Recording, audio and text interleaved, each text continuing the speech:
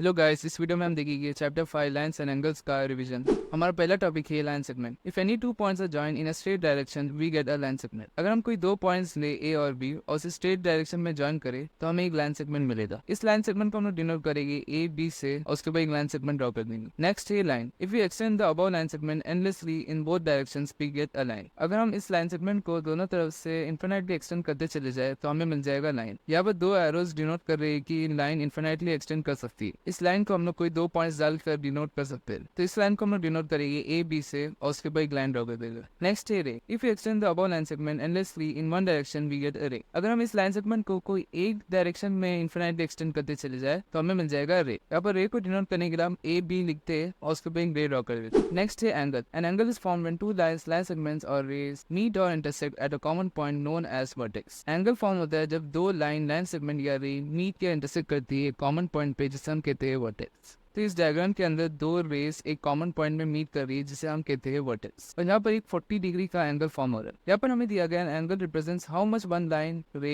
और line segment is tilted or rotated with respect to an angle. It is expressed in degrees. Angle हमें बताता है कि एक लाइन दूसरे लाइन से कितना रोटेटेड या टिल्टेड है। एंगल को हम लोग मेजर करते हैं डिग्रीज में। इस केस में एंगल रिप्रेजेंट कर रहा है एक रे दूसरे रे से कितना रोटेटेड या टिल्टेड है, और यहाँ पर हम एंगल को मेजर कर रहे हैं डिग्रीज में। तो अगर आप वर्टेक्स पॉइंट पे प्रोटेक्टर रख के देखेंगे तो आपको दिखेगा कि यहाँ पर 40 डिग्री का एंगल फॉर्म हो रहा है। हमारा नेक्स्ट टॉपिक है types of angles. Total 3 types of angles होते हैं। फर्स्ट है एक्यूट एंगल। एक्यूट एंगल ऐसा एंगल होता है जिसकी वैल्यू 90 डिग्री से कम होती है। जैसे कि यहाँ पर एक एंगल दिया गया 50 डिग्री, उस एंगल की वैल्यू 90 डिग्री से कम है। राइट एंगल वो एंगल होता है जिसकी वैल्यू एक्जैक्टली 90 डिग्री होती है, और ऑब्ट्यूज एंगल वो एंगल होता है जिसकी वैल्यू 90 डिग्री से ज्यादा होती है। नेक्स्ट टॉपिक है रिलेटेड एंगल्स। इस टॉपिक के दो पार्ट्स है। फर्स्ट पार्ट में हमें दिया गया complementary angles. If sum of two angles is 90 degree then the angles are called complementary angles. अगर कोई दो एंगल्स को ऐड करने पर हमें सम मिल रहा है 90 डिग्री, तो उन दोनों एंगल्स को हम लोग कहते हैं कॉम्प्लीमेंट्री एंगल्स। तब 40 और 50 डिग्री के एंगल्स हो जाएगी कॉम्प्लीमेंट्री एंगल्स, क्योंकि 40 प्लस 50 करने पर हमें मिलेगा 90। उसी तरीके से अगर दो एंगल को ऐड करने पर हमें सम मिल रहा है 180 डिग्री, तो उन एंगल्स को हम लोग कहेंगे supplementary angles. Next topic is linear pair. A linear pair consists of two adjacent angles whose non-common sides form a straight line. And sum of the two angles is 180 degrees. तो इस statement का मतलब जानने से पहले हम जान लेंगे कि एडजेसेंट एंगल्स क्या होते हैं। एडजेसेंट एंगल्स वो एंगल्स होते हैं जो कि कॉमन साइड शेयर करते हैं। तो यहाँ पर दिया गया कि लीनियर पेयर के अंदर दो एडजेसेंट एंगल्स होते हैं। तो यहाँ पर भी दो एडजेसेंट एंगल्स है 110 डिग्री और 70 डिग्री, क्योंकि ये दोनों एंगल्स एक कॉमन साइड शेयर कर रहे हैं। और यहाँ पर दिया गया उनकी non common side straight line form करते हैं। तो इन दो एंगल्स की भी non common side straight line ही फॉर्म कर रहे हैं, और इन दोनों एंगल्स को ऐड करने पर हमें सम 180 डिग्रीज में मिल रहा है। तो ये डायग्राम रिप्रेजेंट कर रहा है लीनियर पेयर को। तो चलिए कुछ क्वेश्चंस देख लेते हैं। फर्स्ट क्वेश्चन है find the complement of this angle. हमें इस एंगल का कॉम्प्लीमेंट्री एंगल फाइंड आउट करना है। किसी भी एंगल का कॉम्प्लीमेंट्री एंगल वो एंगल होता है जिसे गिवन एंगल में ऐड करने पर हमें सम मिलता है 90 डिग्री। तो उस अननोन एंगल को मान लेंगे x, तो x प्लस 63 करने पर हमें सम मिलना चाहिए 90। तो यहाँ पर 63 को राइट साइड में शिफ्ट करेंगे तो हमें मिल जाएगा x equal to 90 minus 63। 90 minus 63 equal to हो जाएगा 27 के, तो हमें अननोन एंगल की वैल्यू मिल जाएगी 27 डिग्री। उसी तरीके से यहाँ पर नेक्स्ट क्वेश्चन के अंदर हमें सप्लीमेंट फाइंड आउट करना है इस एंगल का। तो हमें वो एंगल फाइंड आउट करना है जिसे 105 डिग्री में ऐड करने पर हमें सम मिलेगा 180 डिग्री। तो इसलिए यहाँ पर इक्वेशन आ जाएगा x plus 105 equal to 180 degree. तो इससे सॉल्व करने पर हमें अननोन एंगल मिल जाएगा 75 डिग्री का। नेक्स्ट क्वेश्चन में हमें दिया गया फिल इन द ब्लैंक्स। इस क्वेश्चन के अंदर हमें 3 पार्ट्स दिए गए, तो तीनों पार्ट्स में हमें एम्प्टी ब्लैंक्स को फिल करना है। तो फर्स्ट पार्ट देख लेंगे। If two angles are complementary then the sum of their measures is dash. अगर दो एंगल्स कॉम्प्लीमेंट्री है तो उनको ऐड करने पर हमें सम क्या मिलेगा। तो हमें पता है कि दो एंगल्स कॉम्प्लीमेंट्री है तो उनको ऐड करने पर हमें सम मिलता है 90 डिग्री। जैसे कि यहाँ पर हमें दो एंगल्स दिए गए 40 और 50, ये दोनों एंगल्स कॉम्प्लीमेंट्री है और उनको ऐड करने पर हमें सम मिलेगा 90 डिग्री। इसी तरीके से सेकंड पार्ट में हमें दिया गया अगर दो एंगल सप्लीमेंट्री है तो उनको ऐड करने पर हमें सम क्या मिलेगा। इसका आंसर आ जाएगा 180 डिग्री। लास्ट पार्ट में हमें दिया गया if two adjacent angles are supplementary they form a dash. हमने ऊपर देखा था कि अगर दो एडजेसेंट एंगल्स सप्लीमेंट्री है वो फॉर्म करते हैं लीनियर पेयर। हमारा नेक्स्ट टॉपिक है intersecting lines. Two lines are said to be intersecting if they cross each other at a common point. दो लाइंस को हम लोग इंटरसेक्टिंग लाइंस कह सकते हैं जब वो एक दूसरे को एक पॉइंट पे क्रॉस करती है। इस पॉइंट को हम लोग कहते हैं पॉइंट ऑफ इंटरसेक्शन या वर्टेक्स पॉइंट। जहाँ पर दो लाइंस L और M एक दूसरे को क्रॉस कर रही है एक पॉइंट पे, इसलिए इन दो लाइंस को हम लोग कह सकते हैं इंटरसेक्टिंग लाइंस।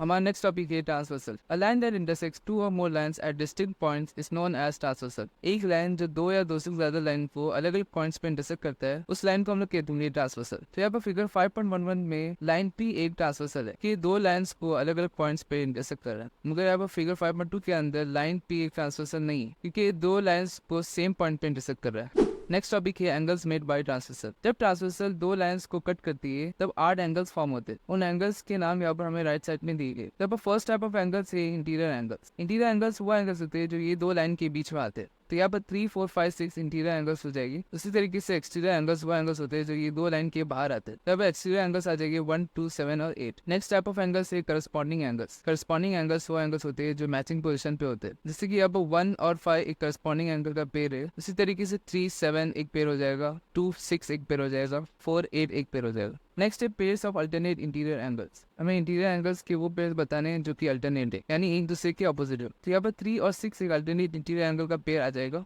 इसी तरीके से 4 और 5 भी एक पेयर आ जाएगा। नेक्स्ट है pairs of alternate exterior angles. तो 1, 2 और 7, 8 एक्सटीरियर एंगल्स है। तो अल्टरनेट एक्सटीरियर एंगल्स के पेयर आ जाएंगे 1, 8 और 2, 7। लास्ट में पेयर ऑफ इंटीरियर एंगल्स बताना है जो कि ट्रांसवर्सल की कोई एक साइड में प्रेजेंट है। जब ट्रांसवर्सल दो लाइंस को कट करती है तब दो साइड्स फॉर्म होते हैं, लेफ्ट हैंड साइड और राइट हैंड साइड। तो पेयर ऑफ इंटीरियर एंगल्स जो कि कोई एक साइड में प्रेजेंट है वो आ जाएगी 4, 6 क्योंकि वो राइट साइड में प्रेजेंट है, और दूसरा पेयर आ जाएगा 3, 5 क्योंकि वो लेफ्ट साइड में प्रेजेंट है। हमारा नेक्स्ट टॉपिक है parallel lines. Parallel lines are the lines that do not intersect each other at any point. Parallel lines ऐसे लाइंस होते हैं जो कभी एक दूसरे को इंटरसेक्ट नहीं करते। यहाँ पर L और M पैरेलल लाइंस हैं क्योंकि वो लाइंस एक दूसरे को कभी इंटरसेक्ट नहीं कर सकते। हमारा नेक्स्ट टॉपिक है ट्रांसवर्सल ऑफ पैरेलल लाइंस। यहाँ पर एक ट्रांसवर्सल दो पैरेलल लाइंस को कट कर रही है और यहाँ पर 8 एंगल्स फॉर्म हो रहे हैं। यहाँ पर हमें दिया गया if 2 parallel lines are cut by transversal each pair of corresponding angles are equal. जब ट्रांसवर्सल किसी दो पैरेलल लाइंस को कट करता है तो करस्पॉन्डिंग एंगल्स के सभी पेयर इक्वल होते हैं। जैसे कि आप 1 और 5 करस्पॉन्डिंग एंगल का एक पेयर है तो ये दोनों इक्वल हो जाएंगे। इसी तरीके से बाकी सभी करस्पॉन्डिंग एंगल्स के पेयर भी इक्वल हो जाएंगे। और यहाँ पर हमें दिया गया each pair of alternate interior angles are equal. उसी तरीके से अल्टरनेट इंटीरियर एंगल्स की भी सभी पेयर इक्वल हो जाएगी, अल्टरनेट एक्सटीरियर एंगल्स की भी सभी पेयर इक्वल हो जाएगी। और इंटीरियर एंगल्स जो कि ट्रांसवर्सल की किसी एक साइड में प्रेजेंट है वो सप्लीमेंट्री हो जाएगी, यानी उन दोनों एंगल्स को ऐड करने के बाद हमें सम मिलेगा 180 डिग्रीज। जैसे कि यहाँ पे एंगल 3 और 5 interior angles on the same side of transversal है तो एंगल 3 + 5 करने पर हमें सम मिलेगा 180 डिग्रीज। हमारा नेक्स्ट टॉपिक है चेकिंग फॉर पैरेलल लाइंस। इस टॉपिक के अंदर भी ट्रांसवर्सल दो पैरेलल लाइंस को कट कर रही है और यहाँ पर 8 एंगल्स फॉर्म हो रहे हैं। इन एंगल्स की वैल्यूज भी यहाँ पर हमें दी गई है। तो यहाँ पर हमें दिया गया when a transversal cuts two lines such that pair of corresponding angles are equal, or pair of alternate interior angles are equal, or pair of alternate exterior angles are equal, or pairs of interior angles on the same sides of transversal are supplementary, then the lines have to be parallel। अगर transversal दो parallel lines को cut करती है और हमें corresponding angles equal मिल रहे हैं, या हमें alternate interior angles इक्वल मिल रहे हैं, या alternate exterior angles इक्वल मिल रहे हैं, कि इंटीरियर एंगल्स जो कि ट्रांसवर्सल की किसी एक साइड में प्रेजेंट है वो सप्लीमेंट्री है, तो हम कह सकते हैं कि दो लाइंस पैरेलल है। चलिए कुछ क्वेश्चंस देख लेते हैं। पहला क्वेश्चन एक इंपॉर्टेंट क्वेश्चन है। इस क्वेश्चन में हमें दिया गया in the adjoining figure P is parallel to Q, find the unknown angles. तो अब इस फिगर के अंदर P और Q पैरेलल है और सिर्फ ट्रांसवर्सल कट कर रही है। हमें एक एंगल की वैल्यू यहाँ पर दी गई है जो कि 125 डिग्रीज। हमें बाकी सभी एंगल की वैल्यू फाइंड आउट करनी है। ट्रांसवर्सल जब दो पैरेलल को कट करती है तब करस्पॉन्डिंग एंगल्स इक्वल होते हैं, तो इसलिए यहाँ पर 125 डिग्री इक्वल हो जाएगा एंगल D के। तो इसलिए हमें एंगल D की वैल्यू मिल जाएगी 125 डिग्रीज और उसका रीजन आ जाएगा करस्पॉन्डिंग एंगल्स। जब दो लाइंस एक दूसरे से इंटरसेक्ट करती है तो वर्टिकली ऑपोजिट एंगल्स फॉर्म होते हैं। यहाँ पर D और B एक वर्टिकली ऑपोजिट एंगल्स का पेयर हो जाएगा। उसी तरीके से A और C भी वर्टिकली ऑपोजिट एंगल्स का एक पेयर हो जाएगा और ये वर्टिकली ऑपोजिट एंगल्स हमेशा इक्वल होते हैं, तो इसलिए एंगल B भी इक्वल टू हो जाएगा एंगल D के।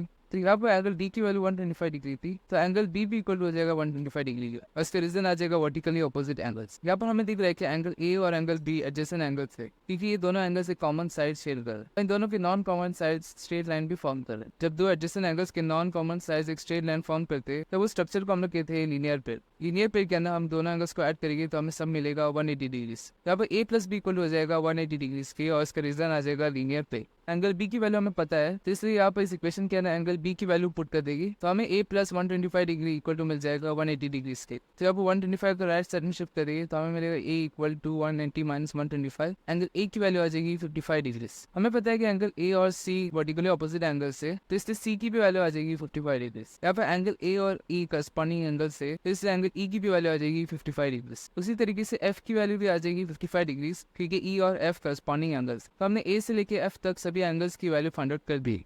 चलिए इस वीडियो का लास्ट क्वेश्चन देख लेंगे। इस क्वेश्चन में हमें दिया गया है in the given figure the arms of two angles are parallel. इस क्वेश्चन में हमें जो डायग्राम दिया गया है उस डायग्राम के अंदर दोनों एंगल्स के दोनों साइड्स एक दूसरे के पैरेलल है और यहाँ पर हमें दिया गया angle ABC equal to 70 degree then find. अगर एंगल ABC 70 डिग्री का है तो हमें ये दोनों एंगल्स की वैल्यू फाइंड आउट करनी है। सबसे पहले गिवन लिख देंगे। इस क्वेश्चन में हमें गिवन है लाइन AB पैरेलल है लाइन ED के, उसी तरीके से BC पैरेलल है EF के। तो यहाँ पर मैंने गिवन लिख दिया है। तो यहाँ पर AB पैरेलल है ED के, तो यहाँ पर BC ये दोनों पैरेलल लाइंस के लिए एक ट्रांसवर्सल की तरह काम कर रहा है। हमें पता है कि जब ट्रांसवर्सल दो पैरेलल लाइंस को कट करता है तब करस्पॉन्डिंग एंगल्स इक्वल होते हैं। तो यहाँ पर ये वाला एंगल इक्वल टू हो जाएगा 70 डिग्री के। इस क्वेश्चन के फर्स्ट पार्ट में हमें ये वाला एंगल ही फाइंड आउट करना था, इसलिए यहाँ पर एंगल DGC की वैल्यू आ जाएगी 70 डिग्री। इसी तरीके से BC और EF भी एक दूसरे के पैरेलल है, तो यहाँ पर ED ये दो पैरेलल लाइंस के लिए एक ट्रांसवर्सल की तरह काम करेगा। तो जब ट्रांसवर्सल दो पैरेलल लाइंस को कट करता है तो करस्पॉन्डिंग एंगल्स इक्वल होते हैं, तो इसलिए यहाँ पर ये एंगल भी इक्वल हो जाएगा 70 डिग्री के। और सेकंड पार्ट के अंदर हमें ये वाले एंगल फाइंड आउट करने का था, एंगल DEF। यहाँ पर मैंने एंगल DEF की वैल्यू लिख दिया है 70 डिग्री।